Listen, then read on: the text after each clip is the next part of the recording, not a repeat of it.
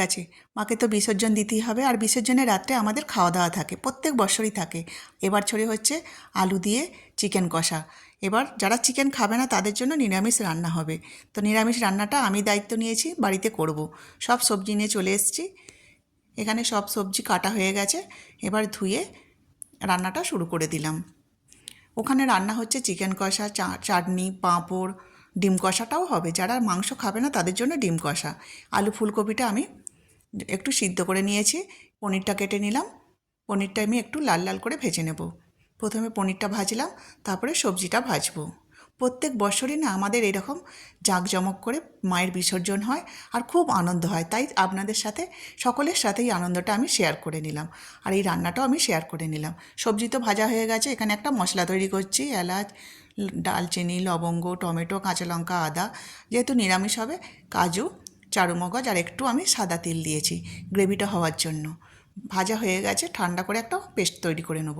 এখানে সব সবজি ভাজা হয়ে গেছে, এখানে আলু ফুলকপিটাও আমার ভাজা হয়ে গেছে, তুলে নিলাম। সাদা তেল দিয়েছি, ফোড়ন, শুকনো লঙ্কা, তেজপাতা আর পেস্টটা দিয়ে দিলাম। দিয়ে ভালো করে কষিয়ে নিয়ে এবার দিয়ে দেবো জিরে, ধনে, কাশ্মীরি লঙ্কা আর হলুদ। কাঁচা লঙ্কা আমি আগেই মশলার মধ্যে দিয়ে দিয়েছি। পরিমাণ মতো লবণ আর চিনিটা দিয়ে এবার একটু টক দই দেবো। যেহেতু পনির আছে, টক দই দিতেই হবে, তবেই টেস্টি হবে আর গ্রেভিটাও হবে। ভাতের সাথে খাওয়া হবে তো গ্রেভি একটু দরকার। সব কিছু মানে সবজি ভালো করে কষিয়ে নিয়ে এবার বাটি ধুয়ে একটু জলটা দিয়ে দেবো। দিয়ে দিলাম জল, চাপা দেব, ফুটতে থাকুক কম আঁচে।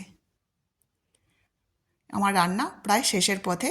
এবার সব কিছু গুছিয়ে চলে যাব যেখানে আমাদের ঠাকুর এসছে। যেখানে ঠাকুর এসছে সেখানে আমাদের সব কিছু রান্না হচ্ছে।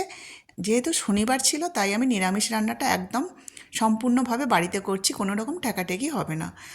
আর আমাদের মেনুতে আছে ভাত, চিকেন কষা, আলু দিয়ে চিকেন কষা।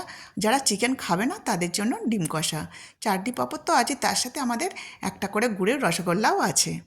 সব কিছু মিলে আমাদের এত সুন্দর আনন্দ হয় যে কি বলবো, তাই জন্যই আপনাদের সাথে শেয়ার করলাম। রান্নার শেষে একটু কাসুরি মেথি দিয়ে চাপা দিলাম। এবার যখন আমাদের খাওয়া দাওয়া স্টার্ট হবে তখন এই সবজিটা মানে নিয়ে চলে যাব বাড়ি থেকে। আর এখানে চলেছে সন্ধ্যেবেলার টিফিন। টিফিনে রয়েছে ঝালমুড়ি আর কফি। এই সব মিলিয়ে নিয়ে আমাদের আনন্দটা আরও দ্বিগুণ হয়ে যায়। একটু কফি খেয়ে নিলাম গরম গরম। মাকে বিসর্জন দিয়ে আমাদের রাত্রির খাওয়া দাওয়া শুরু হয়ে গেছে। ওদিকে ভাত, চিকেন কষা, চাটনি, পাঁপড়, মিষ্টি সবাই মিলে খেলাম, খুব আনন্দ করলাম। ভালো লাগলে ভিডিওটি অবশ্যই লাইক, কমেন্ট, সাবস্ক্রাইব করবেন। ধন্যবাদ।